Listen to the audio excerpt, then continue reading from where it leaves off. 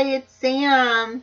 And I know that I had said that I would be posting a live video to make the announcement, but I decided that I should probably do it this way, just so that I can set it up on on YouTube also. But I am going to treat it like a live video, and I'm not going to edit, and I'm not going to change it. This is the video right here, right now. So, with that being said, I'm ready to make the announcement about what is going on. Are you ready? Woohoo! Get ready, get ready. Drum roll, please. The name of this new project is called Fat Girl's Journey to Wholeness. I'm so excited. Some of you may be saying, what does that mean, Sam? and that's okay. I'm glad that you're asking that. The answer to that question is that the basic mission of this project is to inspire, encourage, and invite all people to love themselves the way they are right now, today. So often I feel like the way that I came to this project is that, I don't know, I guess it was probably 2 years ago, maybe more, but at least 2 years ago, that I realized that there were parts of myself that I just denied existed. I quit paying attention to them whatsoever, and I did that for so long that they actually ran dormant in my psyche and in my system, and I felt like I was separated from those parts of myself. When I started really opening myself up to true healing and love and really trying to connect with the consciousness that is me, I realized that I had pushed things so far that it was painful to bring them up. And when I did bring them up, I found out why I pushed them so far away. And that was that I didn't like myself very much. There was something in my life, and sometimes maybe it was the way that my perceived friends treated me in school. We all have those kinds of experiences. Maybe it was the way that some of my family members treated me. We've all had those experiences too. Sometimes it was the way that I would talk to myself, because I was so different from other kids, other people, from other images of what I saw on TV. Sometimes I had pushed things so far down because I didn't want to admit my role in something that went wrong in my world. So all of these things kind of came to the surface, and the one common denominator in all of them was that either due to some of the things that were said, or due to the things that I said to myself in the situation, I believed that I was unworthy of love for one reason or another, and I internalized that. Because I started doing it so young, I've been this body shape for as long as I can remember. And I know that it kind of started around second grade, and I know what I know what spurred that kind of relationship with food, that I started using it in a different way than just for fuel. While I know what that is, I know that I have to deal with this other issue of learning to love myself before I can actually really focus on taking care of myself physically. But so for years and years and years and years, this has been my body type. And frankly, I think I look pretty freaking good. I really love, I love how good I look most of the time. There are, of course, those times where I feel, less confident. I don't feel so great about one part of my body or something like that. But that's the whole thing, is that it's my body.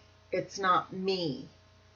And for so many years, I had not realized that that was the issue. I finally am realizing in the last 2 years that my body and me are two different things. So that's a lot of this project, is really encouraging people to start seeing that difference, the difference between themselves and their bodies. So sometimes what we look at is that these thoughts that we have about ourselves, because we don't like the way that our body looks, we don't like the way that we do something, we say something in a wrong way, and we internalize it, and we say, I'm so dumb, I'm so ugly, whatever. It's kind of one of those things that we do it so often, and we see it around us so often, that it's become part of our repertoire of language. And that's not okay. That needs to change. So that's what we're doing, is we are changing that behavior. We are doing something. I am starting this project. So I keep saying we, because I want this to be a we. I want there to be a massive group of people that come together and say, forget this BS. We are going to love ourselves. So that's why I keep saying we, because I envision this being bigger than me and bigger than just a small group. I want it to be huge. So anyway, moving on. we, all of these people, this massive group of humanity, we are going to start loving ourselves again. And how are we going to do that? How is this project going to facilitate that? Well, that's a great question. Here's how. Each month, I'm going to propose a challenge. And every day for that month, everybody does the challenge. And what I want to have happen is that everybody comes together and kind of talks about, how is the challenge going? How do they feel about it? Are they facing struggles? I mean, is it really a challenge, or is it too easy? And then my hope really is that it will emerge into a really collaborative process where maybe members start putting forth challenges. That would be awesome. But anyway, so that's the project. It is Fat Girls Journey to Wholeness, and we can hashtag that. So anybody that wants to do a video, or that wants to post in the group, or that wants to, just share some information, we can put that hashtag Fat Girls Journey to Wholeness. And then that way, when we search that, we can find everything on the internet. We can find everything for this group. Right now I have it set up on Facebook as being a closed group. I wanted to kind of see what people thought. Do they feel comfortable having it be public? I'm perfectly fine with it being public. I'm scared to death about it, because that makes me really vulnerable. I know that not everybody on the internet is nice. But this is all about letting go of what other people are trying to put on you as your issue, when really it's their issue. So I'm ready to start getting out there and saying, you know what? I love me, and maybe my body needs some work. I know I need some work. I need to remember how to love myself completely. And I know that after years and years and years and years of dieting and boot camps and going to the gym and, you know, trying all these different things, I know now that, well, I believe now that the way to get this moving for my body is to continue working on me first. So that's where I'm at, and I'm so excited, but I am scared, and I know that there are going to be times that I cry, and I know that there are going to be times that other people cry, and I know that there are going to be situations that are incredibly uncomfortable for me. Those of you that know me know that it's hard for me to be that vulnerable. I started, you know, I started the gift of vulnerability some time ago, where I decided, you know what, I'm just going to be vulnerable and see what happens.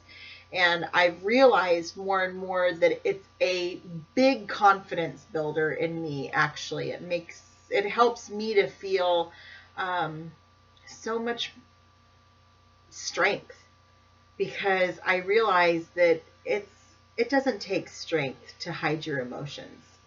It doesn't take strength to push everything down and make yourself sick. It takes strength to let it out and really communicate your fears, your hurts, your celebrations, and really be authentic. So here it is to authenticity and vulnerability. And if nobody else wants to be vulnerable, that's okay. I'll be vulnerable for you right now. But that's the project, and I'm really excited. I do want to say that this is not limited to fat girls only. I would like this to be expansive across all body types, because Lord knows there are women and men and girls and boys out there that feel like crap about themselves for a myriad of reasons. And I'm ready for us to put that crap away. I'm ready for us to start emerging as, you know, true blessed beings. We are amazing people. All of us. We are amazing people. And we are gifted with this beautiful seed of love, pure love within our hearts. We are gifted with this beautiful seed of innocence, and we really have that within each and every one of us. And I truly believe that if we can all start loving ourselves, truly loving ourselves, we'll start seeing some shifts across groups, countries. So this is getting into a bigger vision than what I had initially planned on sharing. But like I said, this is the video. I'm treating it like a Facebook Live. So here we are. Yeah, I just did finger guns at you too. So moving on to the challenge for November. When I thought about this, I thought, okay, how did you begin this journey, Sam? What did you do? And I can't remember exactly, because there were so many little pieces that I put together over the years. But this is one thing that I would love to revisit for myself, and I think it's a good way to start the challenge. And this is the challenge. 1 time a day. That's it. Just once. Pretty simple. You have to either look in the mirror or sit down and journal, whatever it is. You have to state one positive, beautiful, great, terrific, fabulous, wonderful thing about yourself that you love. that sounds really easy and really hard at the same time for some people, depending on where you are on your journey. I will say this. It can be anything that you want, but it has to be about you. Okay? If you say that, for me, one of the first things that comes to mind is I love my hair. I love my hair. And so that is an easy one for me. But I'm going to ask you to write down each day what it is that you love about yourself, because the goal is to not repeat. Okay? You are an amazing person. Yes, I am talking to you. Whoever is watching this video right now, you are an amazing person. You are beautiful. You are phenomenal. You are exciting, and you are worthy. And you can find everything that is wonderful about you right now, today. We can do it together if you need help. So, let's not repeat. Remember, if you say, I love the scarf. I love that about myself today. What you're saying really is that you love your fashion sense. Okay? So I would encourage you to kind of stay away from loving your clothes, because those aren't you. Those are your fashion sense, and that's one thing, but if you have to start with your clothes, that's great. I want you to start where you're comfortable. But I would encourage you, if you're able to challenge yourself to really stick to one thing, one time each month. So try not to repeat things if you can. Anything else I need to say? I'm going to be posting a video like this that is a recorded video so that I can post it to a YouTube channel also. I'll be posting the challenge this way, and then I'll be checking in each week. Well, that's my goal. Checking in each week on Facebook Lives, kind of just telling you what my experience is with the challenge. And some of these things I've done before, but if anybody's done this kind of work before, they know that there's always something new to be revealed. So I am doing it right here with you. So I'll be doing Facebook Lives once a week. That's the plan. And I would just encourage you to do the same. Do Facebook Lives, write posts, mention something about how it's going.